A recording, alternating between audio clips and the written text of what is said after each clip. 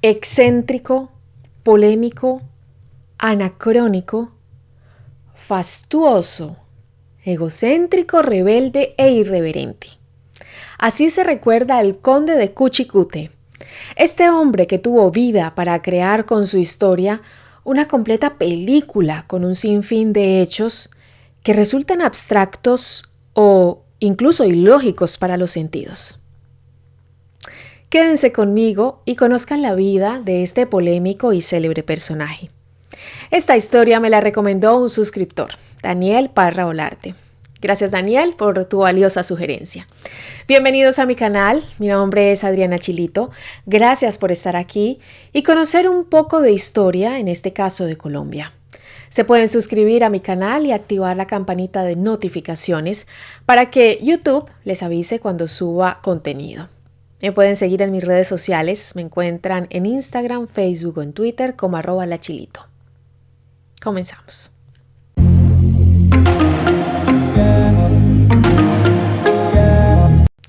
José María Rueda Gómez nació el 28 de abril de 1871 en San Gil, municipio ubicado en el departamento de Santander, en Colombia. Nació en una familia distinguida, ilustre y pulcra, como él mismo lo decía en entrevistas y artículos. Y de hecho sus ancestros habían sido personas con un gran poder económico y una importante injerencia en el ámbito político de la región de San Gil y Socorro. Sus padres fueron Timoleón Rueda Martínez y Simodocea Gómez de Rueda. O Simodocea, no sé. Si usted sabe cómo se pronuncia correctamente, por favor, déjeme el comentario en la cajita de descripción. Continuemos. Era el mayor de los 4 hijos de la pareja. La fortuna familiar tenía bases en negocios relacionados con ganado, tabaco, azúcar, panela y diferentes tipos de cultivos, entre los que se destacaban el del café. También recibían fondos de arriendos, préstamos de dineros con hipotecas y sobre todo el remate de la renta del aguardiente en una extensa región de Santander. Por el lado de su madre, José María heredaría el origen de lo que luego sería su inmensa riqueza, surgida de una sucesión que fue evaluada en una cifra astronómica, cercana a los 3 millones de pesos de la época. Entre los años 1882 y 1884, José María estudió en el Colegio San José de Guanintá. El rector de esa institución, Nepomuceno Navarro, escribió en su tiempo un cuadro de costumbres, en donde él describía perfectamente el comportamiento y la manera de actuar de los jóvenes con los que interactuaba. Mencionaba que pertenecían a una clase que vivía en medio de comodidades, fausto y esplendidez, que gozaban de la compañía y cuidados de unos padres que jamás habían experimentado los horrores del hambre ni el frío, y básicamente los caprichos de estos niños eran cumplidos al momento. Nepomuceno, sin embargo, hacía énfasis en que, a pesar de que estas personas tenían todo lo necesario para estudiar, vivir y crecer, por lo regular no les esperaba un porvenir tan brillante, porque sus padres los volvían unos entes nulos, caprichosos, incapaces de ganarse la vida con el sudor de su frente y de recibir con valor y serenidad los rigores del infortunio. En 1885, José María estudió en el colegio de Pedro Alcántara Gómez de Zapatoca, en donde tuvo un desempeño un poco mediocre. Durante esta época, ya se empezaba a vislumbrar lo que sería la vida y carácter de él. Siendo apenas un chiquillo, un colegial, planeó un asalto en un camino a su propio padre. El encarcelamiento con José del Carmen Tejero.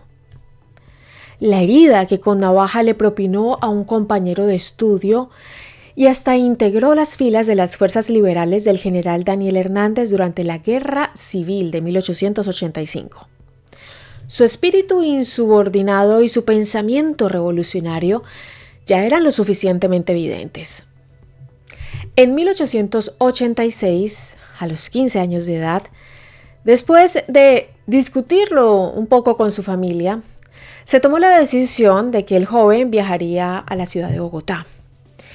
Quedó sorprendido al llegar a la capital y ver su inmensidad, pues en su natal San Gil el total de la población eran aproximadamente 10.000 habitantes, mientras que en la nueva República de Colombia la cifra superaba los 60.000.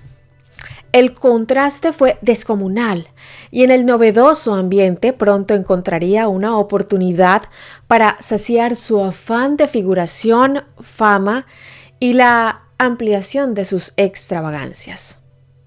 Su acudiente fue Francisco Santos Galvis, quien para la época era el tesorero general de la nación, amigo de su familia por los comunes ancestros de Curití. Inicialmente estudió en el Colegio Académico de Manuel Antonio Rueda, en donde tampoco fue un estudiante destacado. En 1888 estudió en el Colegio de Nuestra Señora del Rosario, de donde fue expulsado por llevarle la contraria al profesor Venancio Ortiz en la clase de Historia Sagrada.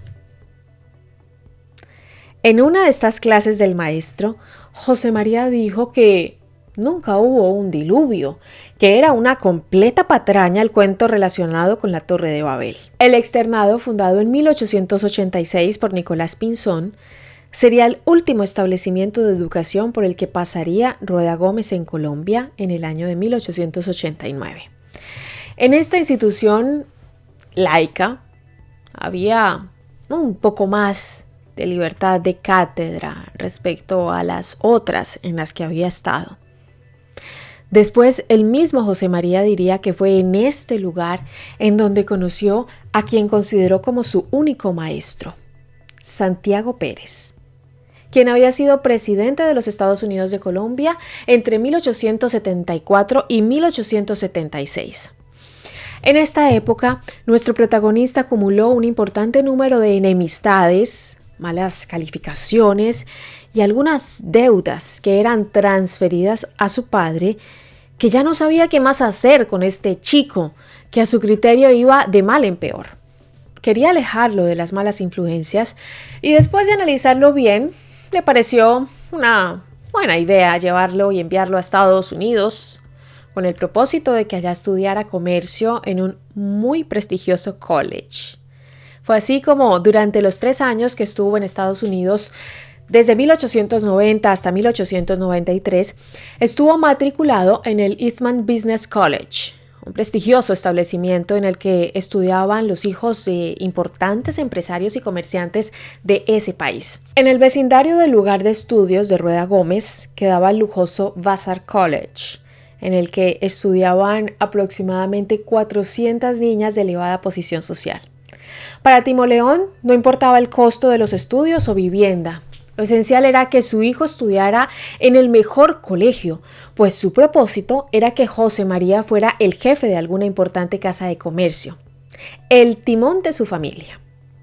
Con lo que no contaba era que esos mismos no eran los proyectos o aspiraciones del joven, y su falta de interés en el estudio le impedía obtener buenas calificaciones y terminar los cursos. Siempre le quedaban faltando materias y perdía constantemente los parciales o exámenes. Todo esto él se lo ocultaba muy bien a su padre especialmente. Hasta que, después de mucho mentir, sus padres se enteraron de todo. Cuando José María terminó el tiempo de estudios determinado, no tuvo más excusas que inventarle a su padre.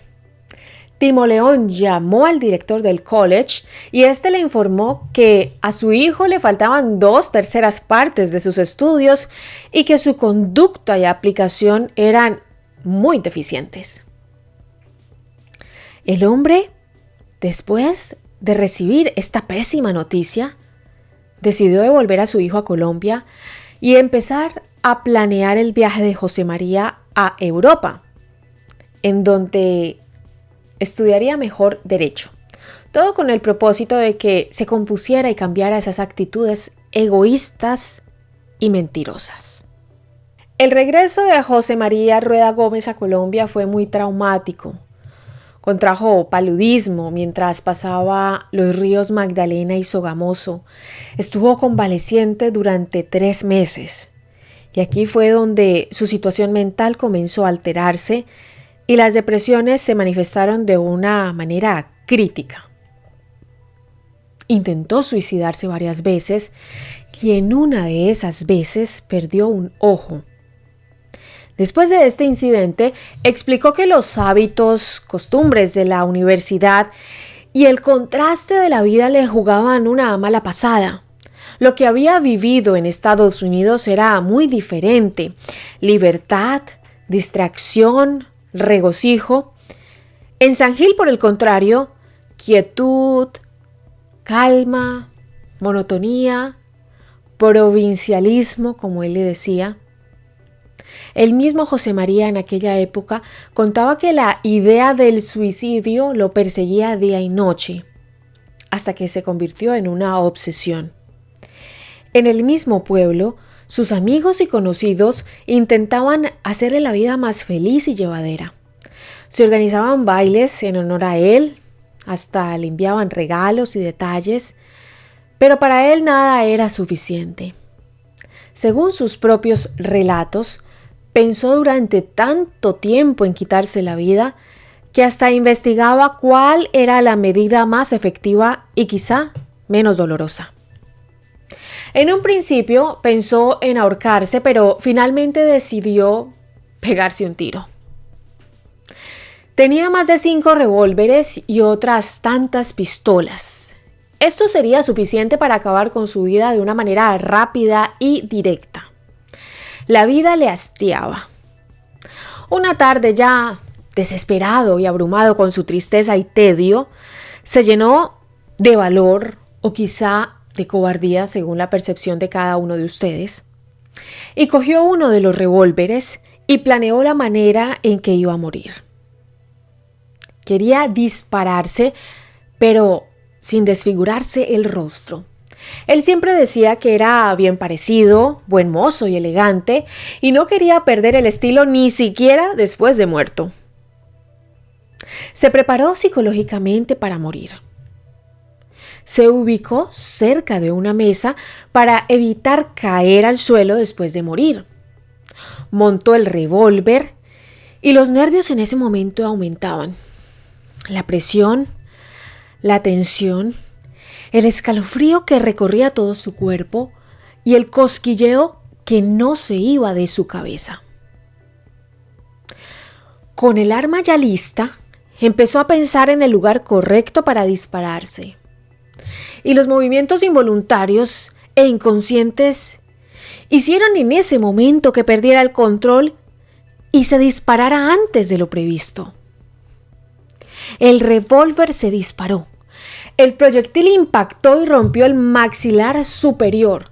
Se colocó sobre la encía superior del mismo lado. Y José María cayó desmayado y gravemente afectado. En ese momento fue llevado de urgencias y los médicos lograron salvarlo. Su deseo de morir había quedado truncado. Años después diría en varias entrevistas y en sus tertulias de los cafés de Bogotá que se había sacado un ojo para tener algún defecto, porque la humanidad no lo soportaría sin alguna falla.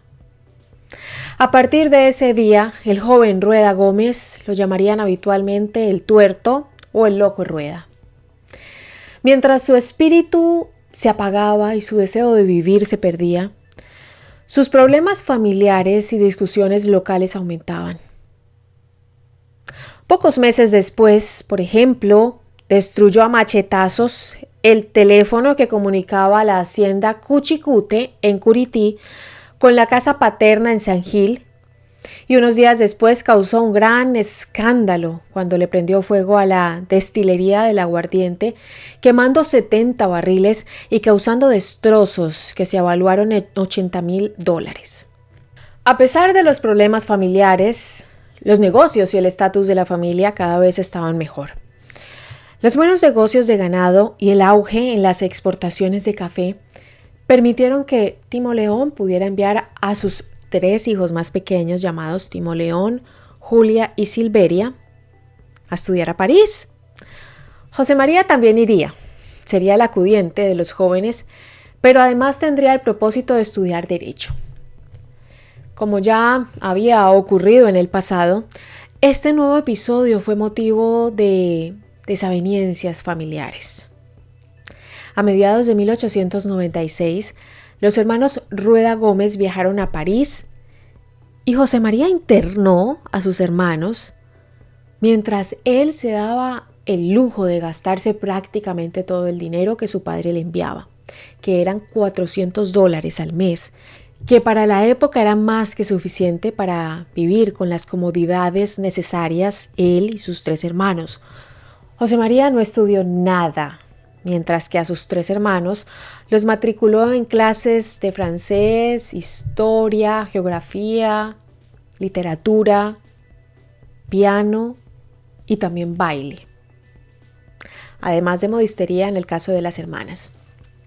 Para sus 2 hijas, Timoleón le interesaba especialmente el piano, la gimnasia y también la modistería. Durante este tiempo, José María, quien prácticamente era el dueño y señor, el que mandaba y disponía del dinero que su padre enviaba, empezó a relacionarse con personas que practicaban el dandismo y tenían una naturaleza especialmente irreverente, algo que iba muy bien con el carácter y actitud de José María. El dandismo fue un movimiento que criticó los valores de la burguesía en ascenso. Entre otras, el caso Dreyfus influyó notablemente en su concepción y sus relaciones con la justicia, asunto que luego sería trascendental en su comportamiento.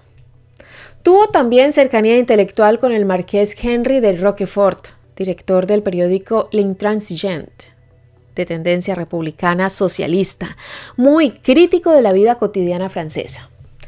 Los dandis, como se hacían llamar las personas que seguían esta corriente, tenían constantemente un afán de notoriedad.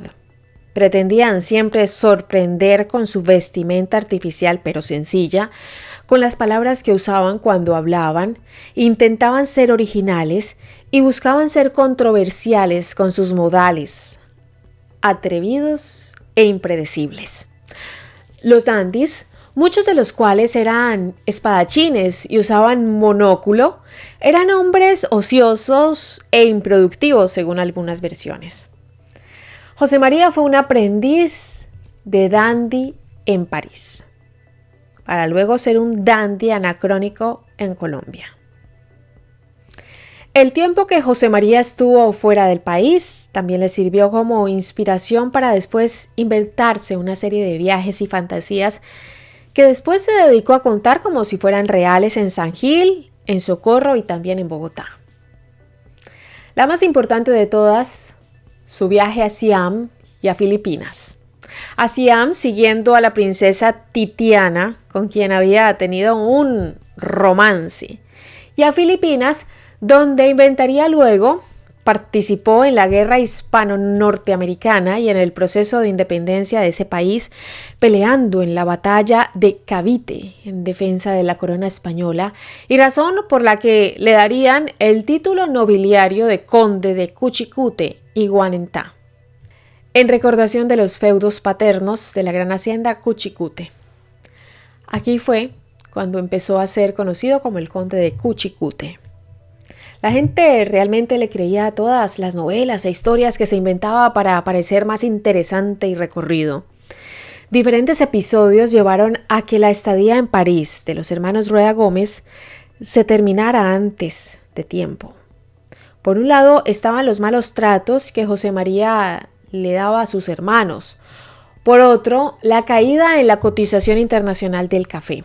Pasó de 22 a 8.5 centavos la libra entre 1897 y 1899. Situación que afectó en gran medida la economía familiar. Y tercero, el comienzo de la Guerra de los 1000 días. Esto también afectó gravemente a la familia.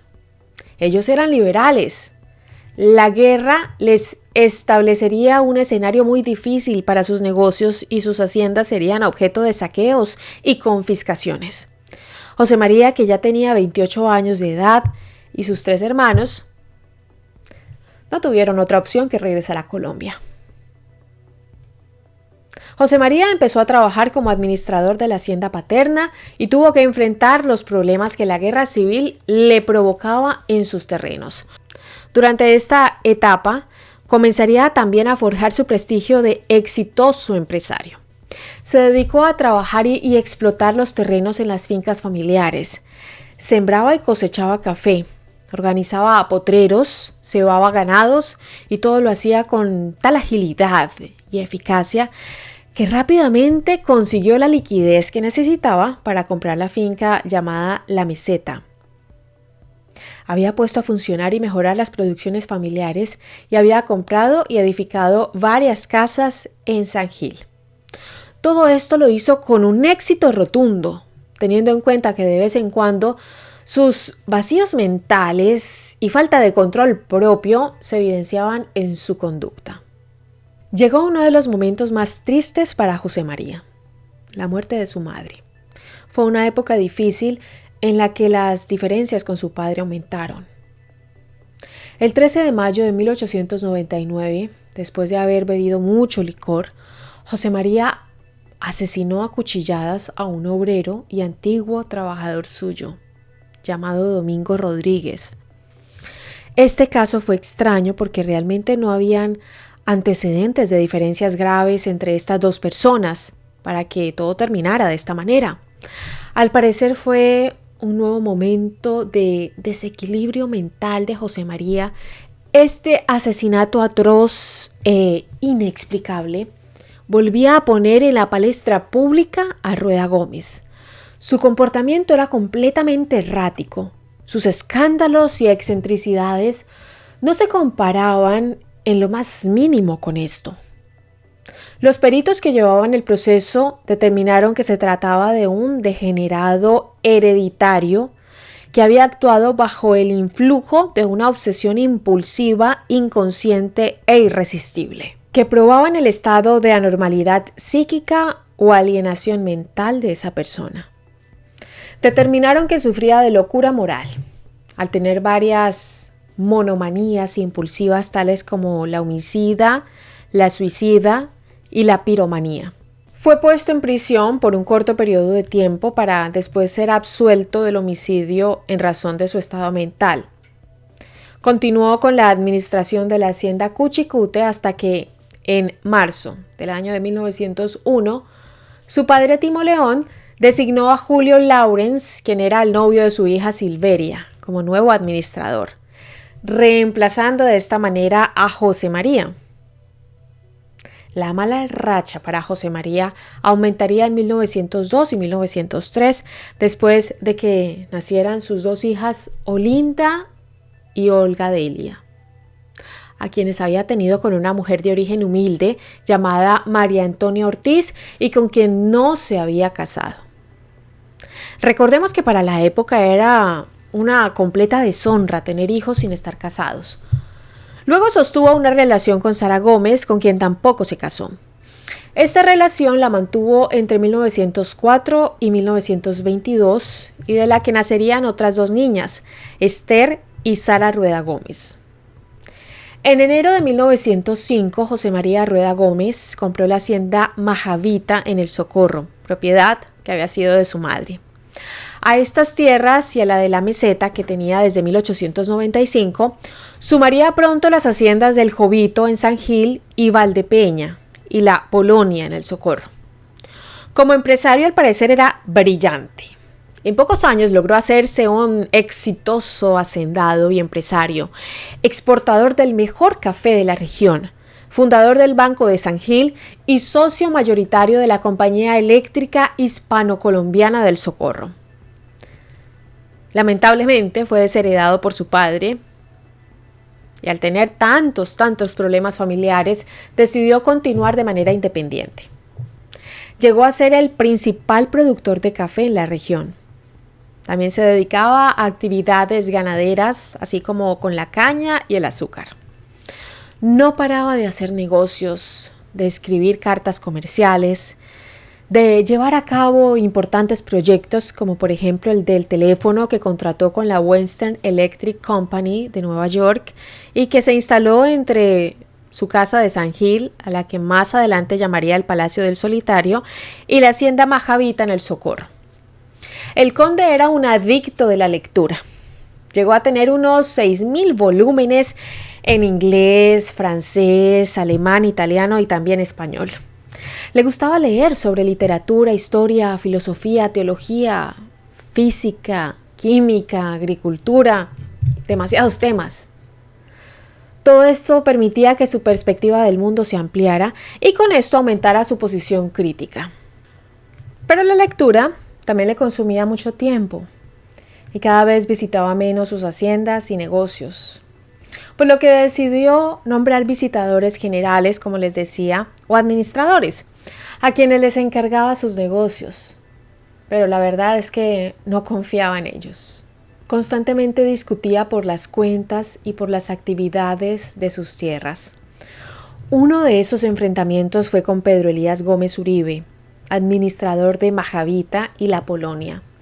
De esos sucesos se desprendieron consecuencias trascendentales. Constantemente le enviaba por medio de cartas infinitas instrucciones, advertencias y reclamos. A lo largo del año, la tensión fue en aumento y las cartas cada vez eran más chocantes, al punto que Gómez Uribe no aguantó más. Incluso Rueda Gómez retó a duelo a su administrador y el 15 de diciembre de 1913, finalmente José María Rueda Gómez se fue para Majavita a hablar con su administrador. En medio de la conversación y de las acusaciones de robo hechas por el conde, su empleado sacó un revólver y le disparó 6 veces en el abdomen. José María estaba derrotado, derrumbado y también agonizando. Las heridas fueron graves y contundentes. Fue rápidamente intervenido por el doctor José María Rodríguez, quien gracias a su experticia pudo salvarle la vida. Le salvaron su existencia. Los 2 años que siguieron estuvieron muy dedicados al pleito por este intento de homicidio y en medio de un ambiente local muy complejo por esos acontecimientos. José María tenía muchos problemas y enemigos. Por eso tomó la decisión de irse para España. Llegó a Barcelona en 1918, en compañía de su mujer Sara Gómez y sus hijas Olinda Diana, Olga Delia y Esther. Allá posteriormente nacería Sara. Pero los problemas continuaron.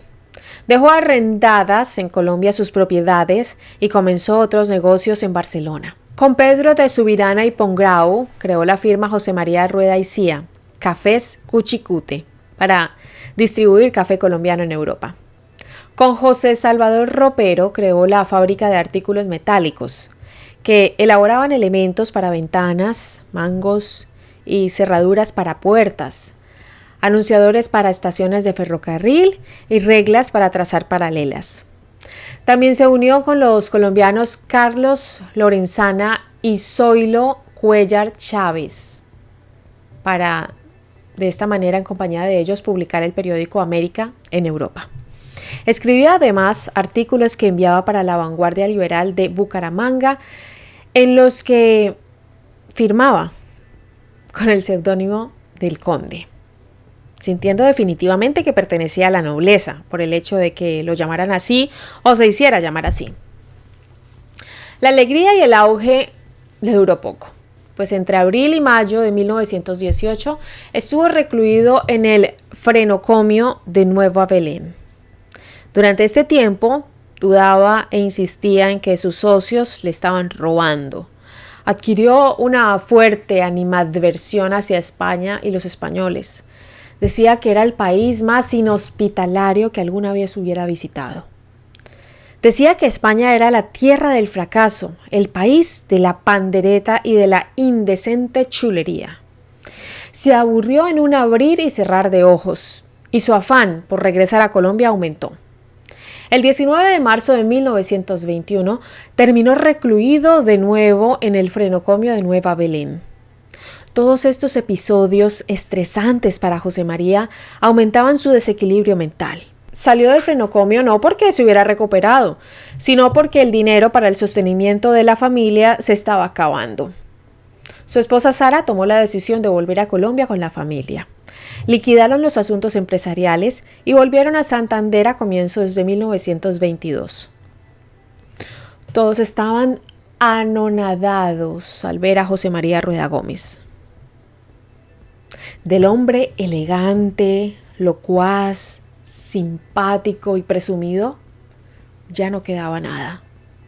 El dandy, que siempre pretendía sorprender e impactar con su elegancia y extravagancia, se había extinguido completamente. Ahora era una persona totalmente distinta. Estaba sumido en el más absoluto mutismo. Según su pareja, estaba dominado por el desequilibrio mental, caracterizado por el silencio o mutismo en que asistía, falta de coordinación y de lógica en sus conversaciones, por el insomnio, por el desvío de la mirada, la tristeza y por impulsos agresivos, pues en muchas ocasiones la agarraba con violencia para maltratarla y causarle daño. Muchos conocidos suyos también contaban similares testimonios sobre su extraño comportamiento y su demencia. Al llegar a San Gil en mayo de 1922, no se fue a vivir a su casa, sino a la de su hermana Silveria Rueda de Lawrence, quien ya estaba viuda. No se especifican las razones por las que no se fue y no se quedó viviendo con su esposa, pero puedo suponer que el motivo fue la violencia intrafamiliar que estaba sufriendo. Al verlo su hermana, se sorprendió del punto al que había llegado José María. Permanecía en silencio, melancólico, triste. Le faltaba voluntad para hacer las cosas más sencillas. Cualquier ruido lo asustaba muchísimo. No le gustaba relacionarse con las personas. No admitía visitas de nadie. Y era tanto el miedo que sentía con la llegada de personas a la casa que muchas veces se escondía debajo de las mesas del comedor o en un cuartito pequeño de la repostería. Permanecía desasiado la mayor parte del tiempo y su manera de vestir no era ni la sombra de lo que había sido antes. En tales precarias circunstancias mentales, el 16 de noviembre de 1922, José María recibió a su hermano Timoleón, al notario Jesús Martínez Meléndez y a los testigos de lo que se firmaría en esa ocasión.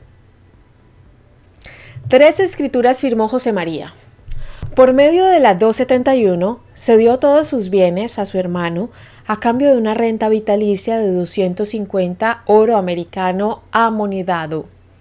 Entregó así sus bienes por una cifra entre 10 y 15 veces menor a lo que producían, según se estimó años después, en el juicio de nulidad de aquella escritura. Con la escritura 272 le dio poder a Timoleón para que pudiera vender la hacienda Valdepeñas y por último, en la escritura 273 hizo testamento dejando sus bienes a sus hermanos Timoleón y Silveria. Al día siguiente el conde fue enviado a Cartagena y posteriormente a Nueva York, en donde de nuevo se tuvo que instalar.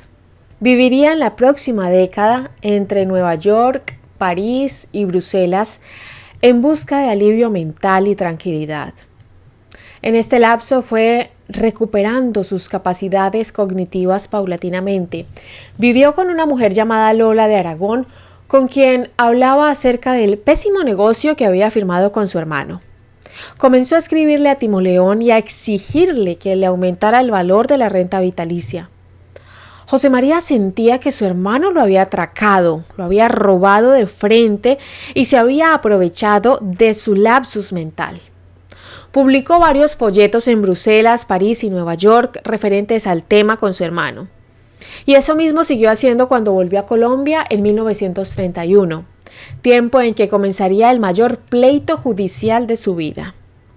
En la década de los años 30, el conde de Cuchicute, que ya era ampliamente conocido con ese nombre, se dedicó en Bogotá a luchar a capa y espada por recuperar sus bienes que a su criterio le había robado Tartufo, como apodó a su hermano Timoleón. de quien se refería como un ser mezquino, hipócrita y salamero. El pleito que entabló fue extensísimo y pasó por 3 instancias, llegando a la Corte Suprema de Justicia, o Corte de las Supremas Injusticias, como él la llamaba. Durante este tiempo se dedicó a recorrer las calles, cafés y lugares más concurridos de Bogotá con el único propósito de contar su historia y recibir apoyo por parte de la gente. Fue aquí cuando el conde comenzó a ser famoso. Todo lo que hacía o decía se volvía noticia. Empezó a trabajar además en periódicos de Bogotá y Santander escribiendo artículos. Estaba pasando una difícil situación. Tenía que vivir en humildes lugares porque el dinero no le alcanzaba. Pero no desfalleció. Necesitaba anular la escritura 271 de 1922 para así recuperar su fortuna. Los abogados de las partes fueron del mayor prestigio. Por el lado de José María, Roberto Delgado, Carlos Lozano y Lozano y Luis Eduardo Gacharná. Por el lado de Timoleón, José Antonio Montalvo y Luis Rueda Concha. Entre los peritos que dictaminaron sobre el estado mental del conde de Cuchicute, figuraron también nombres de primera línea: Luis López de Mesa, Luis Sea Uribe, Miguel Jiménez, Pablo Ginás, Julio Manrique, Maximiliano Rueda Galvis y Guillermo Uribe Cuaya. Realizadas las pruebas periciales y testimoniales, determinaron que definitivamente José María había escrito su forma con total conciencia. El hombre no pudo ocultar su indignación. Vino luego la apelación ante el Tribunal Superior de Bogotá. Los magistrados Gonzalo Gaitán, Carlos Medellín y Faustino Molano firmaron en 1936 el fallo que revocó la sentencia del juez y por tanto se anuló la escritura de 1922. Timoleón ya había muerto y la sucesión y el pleito estaban en manos de su esposa y sus hijos, pero las cosas no pararon ahí. El siguiente paso fue la Corte Suprema de Justicia. El magistrado Hernán Salamanca fue el ponente de la sentencia de casación que se falló el 1 de noviembre de 1938. En lo económico, el conde de Cuchicute obtuvo una victoria parcial. Se le devolverían todos sus bienes y él tendría que retornar el valor recibido como renta vitalicia. De otra parte, y eso indignó al conde, la Corte dispuso que Timoleón Rueda Gómez no había actuado de mala fe al firmar la escritura. La prensa felicitó a Cuchicute por su victoria final, pero este no paró de quejarse contra la justicia colombiana. Más que la reparación económica, él buscaba una reparación moral y no lo consiguió. 2 años después, en 1940, entraría en posesión de sus bienes, que se encontraban totalmente abandonados y saqueados. Por aquellos años empezó otra serie de proyectos que no podría concluir o siquiera empezar, como el nuevo teatro de Guanintá y el Hotel Condal en San Gil, así como la construcción del Capitolio del Socorro. El conde escribía artículos, se le consultaba sobre temas económicos, políticos y literarios y dictaba conferencias. Incluso fue candidato a diputado y el periódico La Voz del Pueblo lo propuso como candidato presidencial. Hacia agosto de 1944, José María Rueda Gómez pidió a una agencia de empleos de Bogotá que le buscaran una secretaria. Así fue como la joven de 22 años, Florángela López Tobito, llegó a San Gil un mes después y pronto se convertiría en su mano derecha. Fueron tan cercanos que se llegó a especular sobre un romance entre ellos. Finalmente sería su voluntad en su último testamento que ella fuera su heredera universal. A comienzos de 1945, el conde designó a su secretaria como nueva administradora de sus propiedades en reemplazo de su sobrino Hernando Ruiz Rueda, ya que después de una discusión el conde le pegó con un martillo en la cabeza y su sobrino le disparó en un brazo. El sábado 21 de julio de 1945, El conde de Cuchicute se levantó temprano a recorrer sus tierras, como regularmente lo hacía. Se encontró en el camino con Constantino Aparicio, quien había sido trabajador suyo y estaba muy enojado porque unas vacas del conde se le habían comido unas matas de maíz.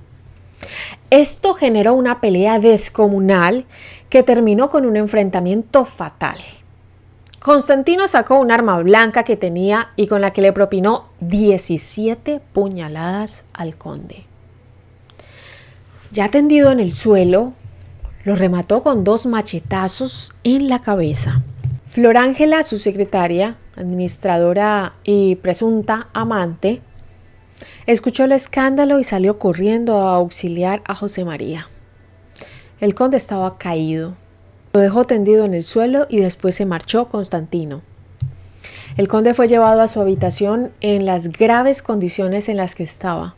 Le dieron agua y llamaron por teléfono a los médicos. José María estaba en total uso de sus funciones cognitivas y además repetía constantemente que ese bandido lo había matado. Mandó a llamar al notario e hizo un testamento como pudo, pues cada segundo su vida se desvanecía, sus fuerzas se acababan y su sangre ya escaseaba. El conde le dictó al notario Polidoro Reyes su último testamento. Dijo no tener herederos forzosos y dejó como heredera universal y albacea con tenencia de bienes a Flor Ángela López. Después, en el hospital, el conde alcanzó a declarar ante el alcalde del Socorro, Campo Aníbal Toledo, lo que le había sucedido y el culpable de todo. Una monja llegó a ofrecerle ayuda espiritual y el conde la rechazó diciendo que se reconciliaba con los hombres, pero no con Dios. El doctor Olegario Cárdenas inició la cirugía y le ayudaba a una monja que había sido enfermera. En medio de la intervención, el doctor le preguntaba a su ayudante cómo estaba la pupila del paciente, a lo que ella respondía que muy bien. Según ella, el paciente estaba en perfectas condiciones. Hasta que en ese momento el médico aturdido cayó en cuenta que era imposible que estuviera bien. La sangre estaba oscura y el ritmo y respiración eran ya escasos, casi nulos. Lo que realmente pasaba era que la enfermera estaba monitoreando al paciente por medio de su ojo de vidrio y no de su otro ojo. El domingo 22 de julio se hizo el entierro, sin ninguna ceremonia, en la misma hacienda Majavita. Según el historiador Juan Camilo Rodríguez, como el mismo conde lo había pedido, fue enterrado de pie a la vieja usanza de masones y librepensadores para no inclinarse ni ante la muerte. En su tumba se haría luego un obelisco de ladrillo. Hay infinidad de historias en torno al fantasma del conde de Cuchicute. Se dice que sale a pasear en un caballo desnudo y con una capa por su finca Majavita y por las calles de Socorro en Santander, en donde supuestamente se escucha su voz impartiendo órdenes. Más de 300 publicaciones existen sobre José María. Libros, guiones de teatro, reportajes periodísticos y hasta videos en YouTube. Se dice que Rueda Gómez tomó la palabra Cuchicute de la casa de sus padres, quienes a su vez la tomaron de una quebrada que así nombraron los aborígenes Guane que habitaron esta zona. Sus vecinos contaban que era un hombre bajito, gordo y se disfrazaba de calzón oscuro, una capa enorme y zapatos de tacón al estilo español. En la tesis de Juan Camilo Rodríguez se hace referencia al papel de la iglesia en la vida del conde. Fue satanizado y referido como un ser oscuro y siniestro. Los sacerdotes en sus sermones lo llamaban el pecador por su confesión atea y su tendencia masónica. Su hacienda, escenario de grandes fiestas, es la sede de la Universidad Libre del Socorro.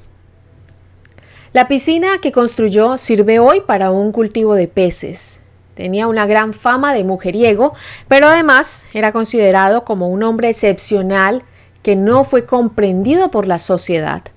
Básicamente estaba perdido en el tiempo. Gracias por llegar hasta el final de esta historia, por conocer a un personaje que fue relevante en su momento en Santander y en la capital de Colombia, en Bogotá. Esta es una versión de los hechos, recuerden, una versión. Ustedes pueden quizá tener otras historias relacionadas también con el conde y me encantaría que las pudieran compartir conmigo en la cajita de comentarios. Además, recuerden que pueden recomendarme casos o personajes relevantes de sus regiones. Se traje esta princesa para despedirnos. Recuerden que se pueden suscribir a mi canal, activar la campanita de notificaciones para que YouTube les avise cuando suba nuevo contenido. También pueden compartir la información con conocidos, familiares, amigos que les guste estos videos de historia. Y me pueden seguir en mis redes sociales. Me encuentran en Instagram, Facebook o Twitter como @lachilito. Gracias por ver. Gracias por compartir. Gracias por everything. Chito, mi amor. Y nos vemos en un próximo video. Hasta pronto.